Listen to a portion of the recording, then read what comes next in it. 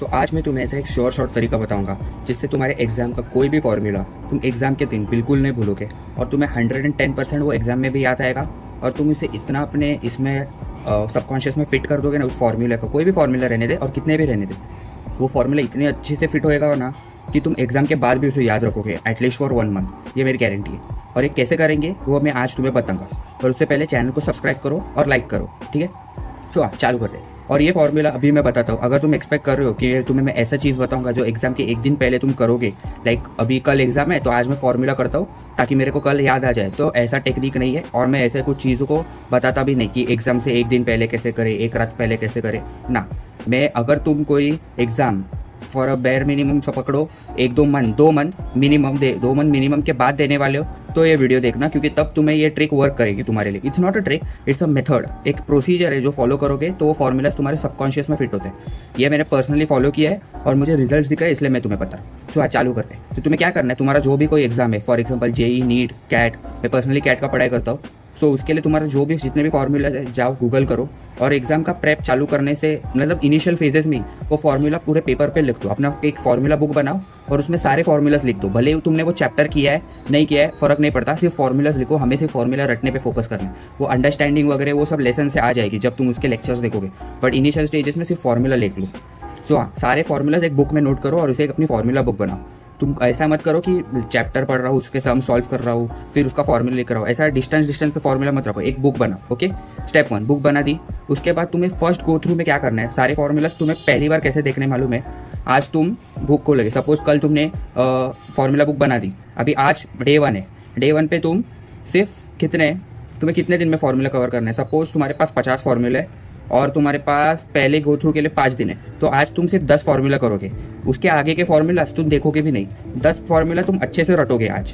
फिर कल तुम डे 2 पे 10 फॉर्मूला रटोगे नए वाले, और उसके पिछले वाले मतलब जो परसों किए थे, तुम्हें समझ रहा होगा। आज जो तुम 10 करोगे और उसके पिछले वाले जो कल किए थे वो दोनों रिवाइज करोगे। एक लर्न करोगे और रिवाइज करोगे, दोनों एक साथ अपने ब्रेन में फिट करोगे। Same goes with third day, तुम्हें प्रोसीजर समझा रहेगा। थर्ड डे पे तुम नए 10 फॉर्मूलाज रिवाइज करोगे और फिर पिछले 2 दिन वाले फॉर्मूलाज को तुम गो थ्रू करोगे। इसलिए इसकी वजह से ये जो पहले दिन पे तुमने तो 10 फॉर्मूले किए थे ना, वो तुम्हारे माइंड में अभी तक 3 बार गो थ्रू किए रहेंगे। इसकी वजह से ये तुम्हारा ऑलरेडी फिट हुए रहेंगे।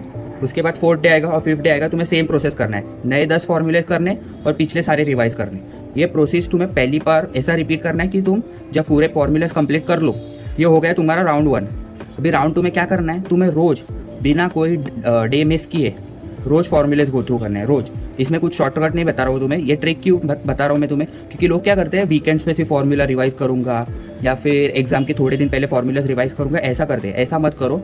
ये जो मैं बता रहा हूँ कि एक बार तुमने सारे फॉर्मूलाज गो थ्रू कर लिए, उसके बाद रोज अपने एक हैबिट ट्रैकर बनाओ और हैबिट ट्रैकर पे टिक मार्क लाने की कोशिश करो कि आज मैंने सारे फॉर्मूलाज गो थ्रू किए।